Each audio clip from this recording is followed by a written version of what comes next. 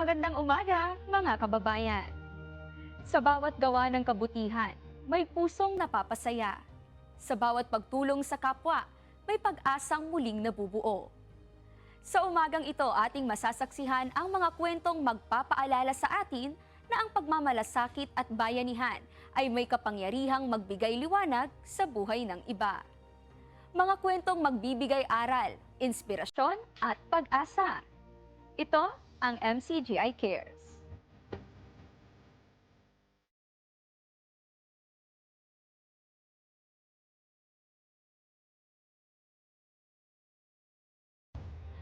May mga pagkakataon na ang pinakamalaking pagbabago ay nagsisimula sa pinakamaliit na kabutihan. Sa Cebu City, iba't ibang gawaing pangkawang-gawa ang isinagawa upang magbigay ng pag-asa at tulong sa mga nangangailangan. Mula sa blood donation drive hanggang sa libreng medical mission, ipinakita ng mga voluntaryo at donors na ang tunay na malasakit ay naipapakita sa pamamagitan ng pagkilos.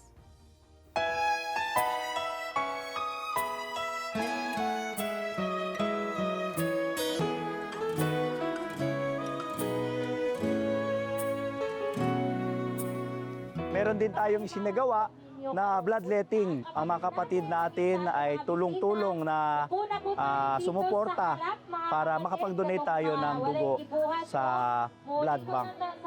Every 3 months, nag-donate ako ng dugo. Kung bago kang mag-donate ng dugo, siyempre mag-hesitate ka na kung ano kayang mangyari at sa akin, baka ako mag-collapse, ganun. Pero pag okay naman yung tulog mo, okay yung timbang mo, tapos wala kang sakit, wala kang inindang sakit, ayos yun. Isang pagkakataon na yun na kahit sa maliit na paraan, makatulong tayo sa kapwa-tao natin at saka sa loob ng iglesia po. Sa donor pa lang daan, naghanap yung benepisyo sa atong lawas. Especially ani is ma-refuel ang atong lawas. At the same time, gaan atong pamati, dili kayo ta medyo kapuyon. And benefits sa lain tao is dako jud pod kayong tabang, especially when you donate blood, one person, 3 lives na inyohang ma-donate ana. So especially karon sa inyong gibuhat nga daghan jud kaayo ato ang donors, daghan jud kay tag natabangan sa dani. In behalf of our team from Subnational Blood Center for Visayas under DOH, dako kay ming pasalamat nga nag-gather jud mo og daghan kayong donor. Kani nga donor, mga 3 days na ni namo ko nabuhuan sa gawas sa laing town, sa laing mga barangays, especially layo. And then kamo pa jud ang niari sa moang center, which is thankful kayo mi nga in 1 day or pila ra ka oras kay just 3 days namong panarbaho sa gawas kay amo nang na-claim or nakuha nga mo ang gusto bitaw nga daghan jud nga mga mo donate or daghan dugo atong makuha in a day.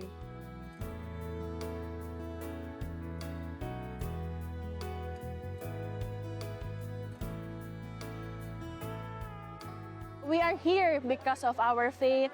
Kahit ano mang mangyari, maulan, mabagyo, maaraw, tuloy-tuloy ang gawain ng Panginoon. And it's such a great fulfillment no, bilang isang kasangkapan ng Diyos no, na makita na bawat sangkap ay tulong-tulong na gumagawa. Hindi mo makikita talaga yung pagod kasi lahat ng kapatid masayang gumagawa at mafe-feel mo yung galak, yung kasiyahan na mula talaga sa puso.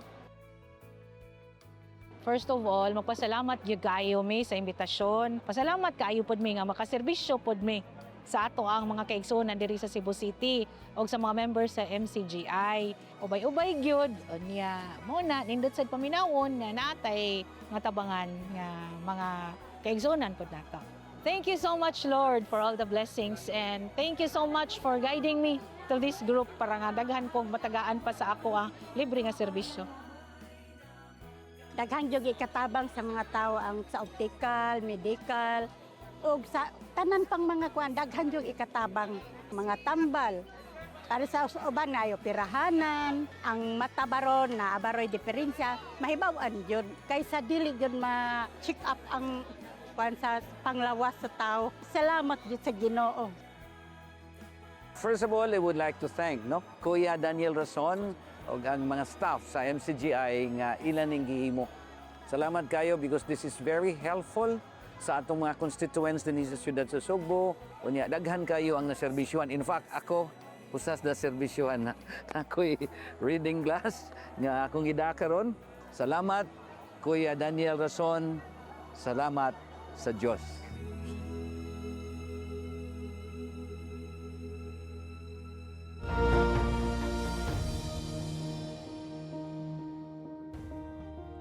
Sa iba't ibang bahagi ng Middle East, isinagawa ang mga blood donation drive na nagbigay ng pagkakataon sa marami na maging bahagi ng isang makabuluhang adhikain.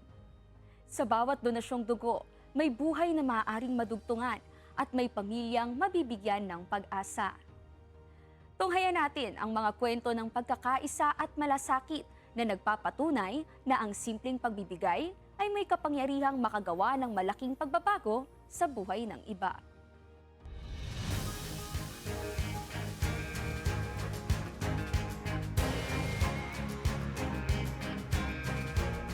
Ang dugo hindi na-manufacture sa laboratory. Hindi pwedeng gawin yun sa laboratorio. Saan naman gagaling yun? Sa isang tao na nagkaroon ng puwang sa puso niyang magbigay ng dugo o magbigay ng buhay.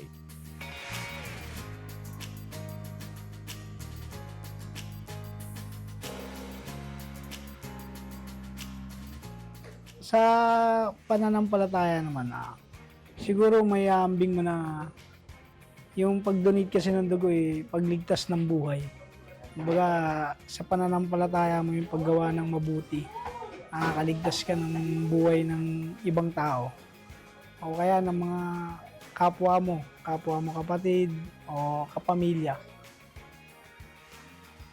Well, yung pakiramdam ng bilang isang kapatid na mag-donate o makapagbahagi ng kanyang dugo ay isang malaking karangalan natin upang masunod natin kung ano man po kung ano ang nakasulat sa banal na kasulatan na ang dugo ay ang buhay ng laman. So, ito po ay isang advokasya ng isang mga kapatid upang tumulong sa mga nangangailangan dahil ang dugo po ay hindi po namamanufaktura sa laboratory. Marami pong mga kapatid o kapwa-tao natin ang nangangailangan ng lubos upang madugtungan ang kanilang buhay.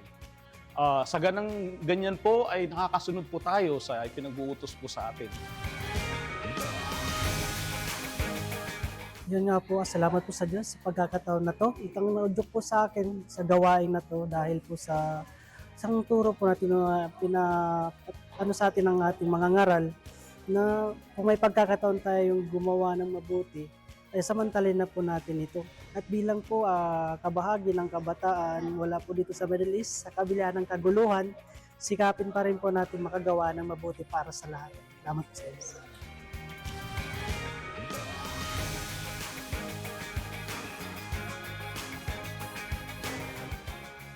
Sa pakiramdam, ang nararamdaman ko ngayon, kasi po alam natin na ginagawa natin ito ay para makatulong tayo sa kapwa po natin, makaduktong tayo ng buhay nila.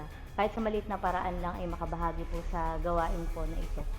Ang kahalagaan po ng pag-donate ng dugo, ito po ay nakakatulong sa ating katawan para makaiwas sa mga sakit kagaya ng high blood, leukemia, at isa rin po ito para makatulong sa mga taong nangangailangan ng dugo. Milyong salamat po sa Diyos. Pag-ibig. Kaya gusto mo ng ultimate pill? No? Walang hindi magagamot lahat tinitiis O edi covered na lahat. Kailangan natin ng pagtitiis para magawa natin ang kalooban ng Diyos. Lahat ng kalooban ng Diyos kailangan na matiis mo. Magawa mo. No? Magawa mo yung kalooban ng Diyos. Kailangan makapagtiis ka. Para makover mo yung lahat yun. Anong kailangan mo?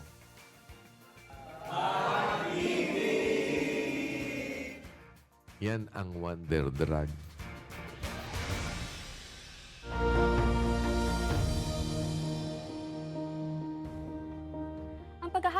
buhay sa ibang bansa ay puno ng mga pangarap. Ngunit kalakip din ito ang mga hamon at sakripisyo. Para sa maraming OFW sa South Korea, bawat araw ay pakikipagsapalaran para mabigyan ng mas magandang kinabukasan ang kanilang mga mahal sa buhay. Ngunit sa gitna ng kanilang paglalakbay, may isang lugar sa Seoul na nagbibigay hindi lamang ng mga gamit at pangangailangan, kundi pati ng pag-asa at pakiramdam na hindi sila nag-iisa. Panoorin natin ito. Malayo man sa Pilipinas, may isang bansa na nagsisilbing tahanan ng libo-libong Pilipino, ang South Korea. Isang bansang maganda, moderno at puno ng pangarap.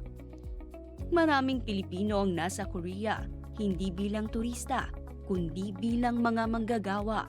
Hindi man madali ang buhay ng isang OFW, ngunit sila ay nananatiling matatag at nagsusumikap para sa mga mahal sa buhay. Pero sa kabila ng pagsisikap, may pagkakataon na sila ay kinakapos din. Kaya biyaya nilang maituturing ang pagbubukas ng isang free store sa Seoul at Busan para sa mga OFW. Dito ay libre silang nakapag-grocery para matugunan ang kanilang mga pangangailangan. Ako at talagang na-amaze ako talaga na merong pang free. First time ko lang na-experience sa buong buhay ko. Totoo. To be honest, ang dami ritong mga mga workers, alam mo yon. Tawag dito, ang hirap. Just to have this community na willing to help each other, parang nakakataba sa puso, alam mo yon, very warm. Kasi especially ang layo natin sa sa Pilipinas, so parang makakahanap ka somehow ng family. So I'm very thankful for this one.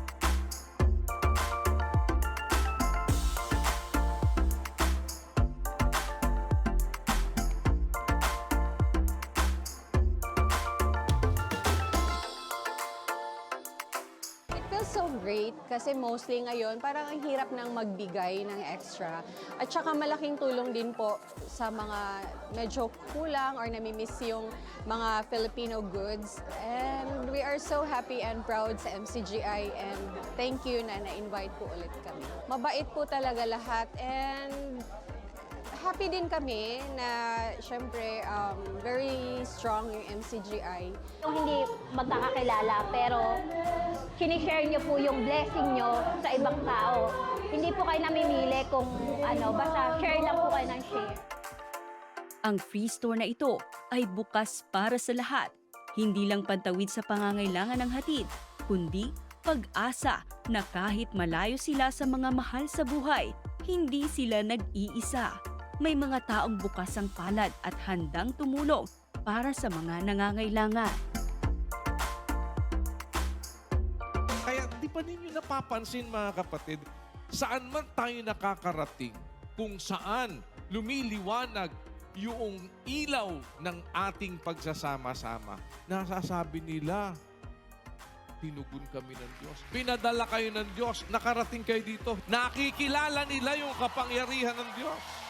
Alam natin sa ating mga puso, lahat ng mga bagay na ito, if there are things that are accomplished, sabihin na nating nagagawa ng ating pagsasama-sama na hindi nagagawa ng malalaking mga relihiyon, hindi nagagawa ng mga mayayamang relihiyon ng higitang yaman kaysa atin. Masasabi natin mga kapatid, hindi natin gawa ang mga bagay na yan. Kapangyarihan ng Diyos ang gumagawa niyan para sa isang samahan na mas marami ang mahihirap. Para sa isang samahan na mas marami naman sa atin hindi naman matataas ang mga pinag-aralan. Hindi naman marami sa atin ang mga mahal na tao. Pero sa tulong at awa ng Panginoon, nakikita yung kanyang walang hanggang kapangyarihan at pagka-Diyos. MCGI cares! MCGI shines! To God be the glory!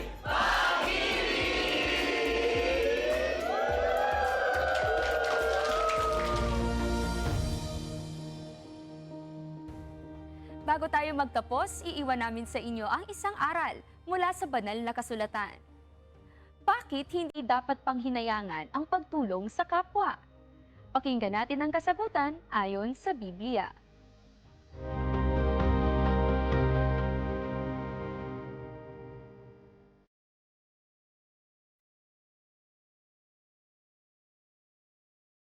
Lahat ng gawang ginagawa natin sa kapwa, babalik ang kabutihan sa atin. Kaya huwag kayong manghihinayang gumawa ng mabuti. Ang Diyos ang gaganti sa atin ng mas maraming ganti. Pakinggan nyo sa 6:7 ng Epeso. Maglingkod na may mabuting kalooban, na gaya ng sa Panginoon at hindi sa mga tao. Yamang napag-aalaman na anumang mabuting bagay na gawin ng bawat isa ay gayon din ang muling tatanggapin niya sa Panginoon, maging alipin o laya. Ayon, mapapag-alaman ng wika na alinmang mabuting bagay na gawin ng bawat isa. Ano man yung ginawa nating mabuti, gayon din ang muling tatanggapin natin sa Panginoon. Merong bayad yan sa Diyos, kapatid. Huwag kayong magsasawang gumawa ng kabutihan. May bayad ang Diyos dyan sa bawat gawang mabuti. Kaya nga laging sinasabi ni kapatid na Daniel, ang paggawa ng mabuti hindi magbubunga ng masama. Bakit? Lahat ng gagawin nating mabuti, babayaran sa atin ng Diyos. Pakinggan nyo sa isang talata ng awit, ganito ang ating mababasa sa 62:12. Sa iyo naman, O Panginoon, ukol ang kagandahang loob, sapagkat ikaw ay nagbabayad sa bawat tao ayon sa kaniyang gawa. Tandaan nyo, ang ating panuntunan sa buhay, ang ating pag-asa palagi ang Diyos. Ang Diyos ang may sabi hindi kita pababayaan. Ang Diyos ang may sabi, hindi kita papagkukulangin. Siya rin ang may sabi, babayaran niya. Lahat ng ginagawa nating mabuti, kung lahat ng ginagawa nating mabuti, babayaran ng Diyos. Ang Diyos kung magbayad, mahigit .